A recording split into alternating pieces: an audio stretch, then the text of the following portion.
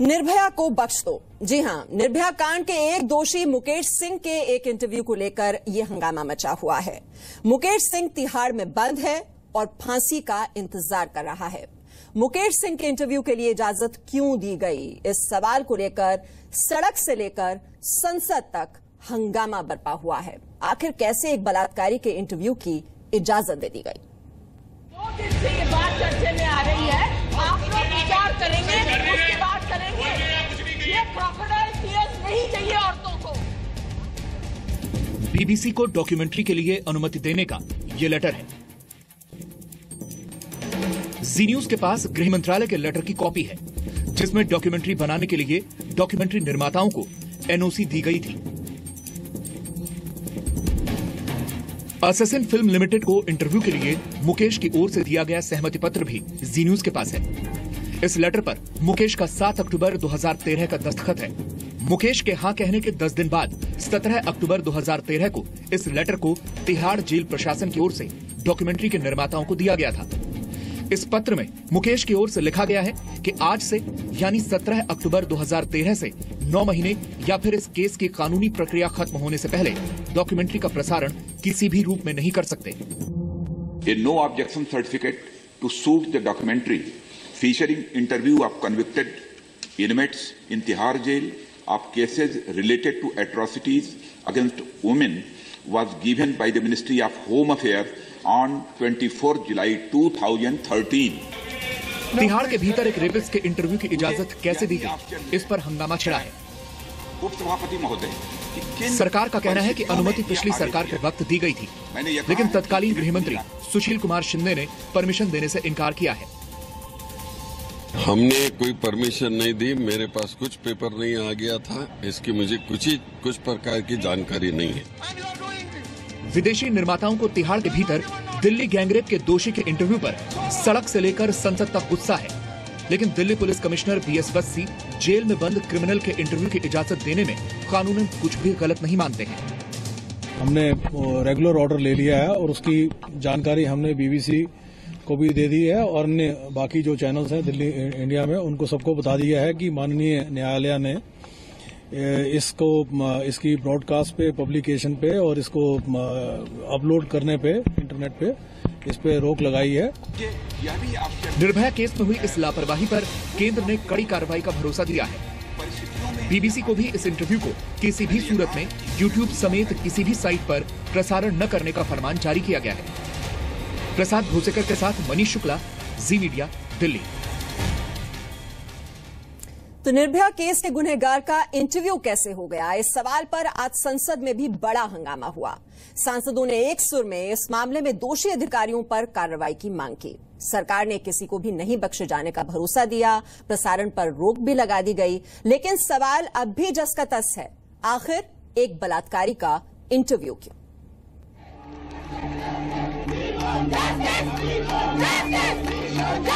बड़ा दुख हो रहा है, इन्होंने जो किया ये भी वही कर रहे हैं। ये सिर्फ एक व्यक्ति की काम नहीं है, पूरी लोगों की मानसिकता बदलनी चाहिए, कार्रवाई होनी चाहिए। System is not working for the last 3 years। किसी को भी बख्शा नहीं जाएगा।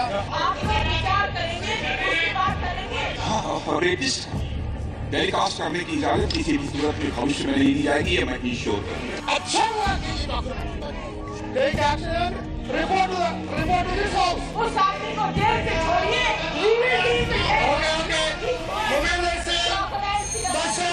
मैं ये कहना चाहती हूँ कि जो जस्टिस नहीं मिलता, ऐसे केस लंबे होते हैं। निर्भया कांड पर बनी डॉक्यूमेंट्री को लेकर संसद गर्म है। विचार करेंगे, उसके बाद करेंगे। ये क्रोकोडाइल टीयर्स नहीं चाहिए औरतों को। राज्यसभा में जेडीयू सांसद केसी त्यागी ने ये मुद्दा उठाया। जो अभियुक्त है मुकेश, वो कह रहा है कि लड़कियां खराब होती हैं इसलिए हमारी नीयत खराब होती है। सर, महिलाओं के बारे में रोज डेरोगेटरी कमेंट हमको सुनने को मिलते हैं। उसके मदर फादर ने डिमांड किया है कि जल्दी से जल्दी स्पेशल कोर्ट के तहत उसको हैंग किया जाए। तिहाड़ के अंदर रेपिस्ट के इंटरव्यू पर महिला सांसदों ने सरकार को घेरा। महिलाओं को बड़ी आखिर बीबीसी कैसे तिहाड़ जेल के अंदर पहुंच गया? ये सिर्फ एक व्यक्ति की काम नहीं है, पूरी लोगों की मानसिकता बदलनी चाहिए। Then today the inquiry has to be made how it all got into the public arena. मैं ये कहना चाहती हूँ कि जो जस्टिस नहीं मिल रहा, ऐसे केस लंबे होते हैं। जो भी दोषी है उसके खिलाफ कड़ी से कड़ी कार्रवाई की जाएगी, किसी को भी बख्शा नहीं जाएगा, ये हम आपको विश्वास देते हैं। सरकार के इस आश्वासन के बाद भी सांसदों का गुस्सा नहीं थमा। दोषियों के खिलाफ कार्रवाई को लेकर सांसदों का हंगामा इस कदर बढ़ गया कि खुद उपसभापति ने इस मामले की सरकार से रिपोर्ट तलब कर ली। I want the government to take action how the interview came, take action and report to this house. Report to this house.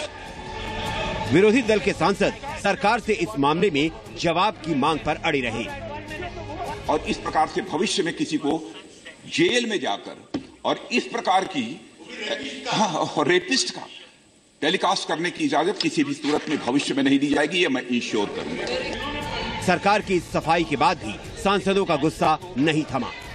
इस तरह की बातें तो मैं इस हाउस में सुन चुका हूँ सर, कि एक औरत अगर इस तरह के कपड़े पहनेगी, एक औरत अगर रात को सड़क पे इस तरह घूमेगी तो वो इनवाइट कर रही है ट्रबल। अच्छा हुआ कि ये डॉक्यूमेंट्री बनी है, इसलिए कि हिंदुस्तान के करोड़ों आदमियों को मालूम हुआ कि वो रेपिस्ट की तरह सोचते हैं। अगर ये गंदा लग रहा है तो उन्हें अपनी सोच बदलनी चाहिए। सांसदों की मांग है कि इस केस में लापरवाही के लिए जिम्मेदार सभी अधिकारियों पर तुरंत कार्रवाई हो और इसको लंबा नहीं, इसको लटकाना चाहिए मामले को, और चाहे तो 10 दिन में 15 दिन में टाइम बाउंड इसकी जांच होनी चाहिए। माननीय मंत्री जी की रेपिस्ट को अभी तक फांसी पर क्यों नहीं लटकाया गया, उसमें क्यों विलम्ब हो रहा है?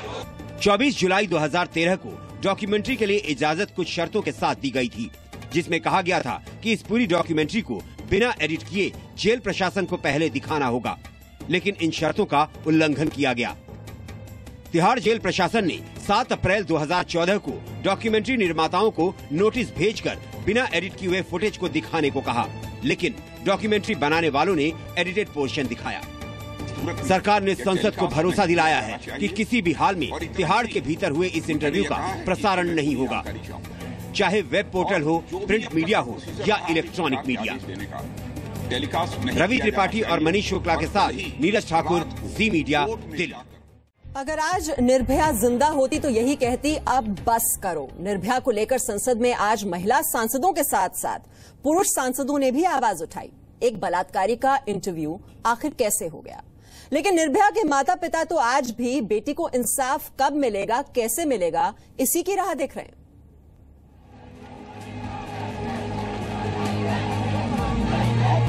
16 दिसंबर 2012 की विभत्स वारदात ने हर किसी को झकझोर दिया था। देश की आवाज के आगे झुकी सरकार ने कड़े कानून बनाकर ऐसे मामलों में तेज न्याय का भरोसा दिलाया था, लेकिन निर्भया को आज भी पूरा इंसाफ नहीं मिला। इनको इतना समय नहीं लगना चाहिए, जिस तरफ से इन्होंने घिनौना काम किया है, तो इनको जल्द से जल्द फांसी हो जानी चाहिए। 1 साल से इनका फैसला पेंडिंग पड़ा है, तो हमारी न्यायपालिका से ही हम कहेंगे कि ऐसे लोगों को जल्द से जल्द फांसी की सजा हो जानी चाहिए। निर्भया की मां तमाम रेप पीड़ितों को भी इंसाफ दिलाने की लड़ाई लड़ रही है। कानून मंत्री से मुलाकात का भी निर्भया की मां ने वक्त मांगा था, लेकिन उन्हें वक्त नहीं मिला। देश के तमाम दलों के सांसद जरूर निर्भया के दोषियों को जल्द से जल्द फांसी पर लटकाने की मांग कर रहे हैं।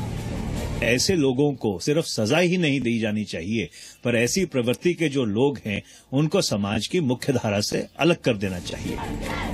निर्भया को अब तो बख्श दो, यह आवाज पूरे देश से उठने लगी है। निर्भया के साथ 16 दिसंबर 2012 को हुई उस घटना को सोचकर आज भी लोग सिहर उठते हैं। 29 दिसंबर को सिंगापुर के अस्पताल में निर्भया ने आखिरी सांस ली थी, लेकिन उसके लिए इंसाफ की लड़ाई आज भी जारी है। इस कांड का मुख्य आरोपी राम सिंह तिहाड़ में आत्महत्या कर चुका है। मुकेश, विनय, पवन और अक्षय तिहाड़ में फांसी की सजा का इंतजार कर रहे हैं। जिस मुकेश सिंह के इंटरव्यू पर हंगामा बरपा है, वो ही उस रात बस चला रहा था और वो राम सिंह का भाई है। मनीष शुक्ला के साथ जितेंद्र शर्मा, जी मीडिया, दिल्ली।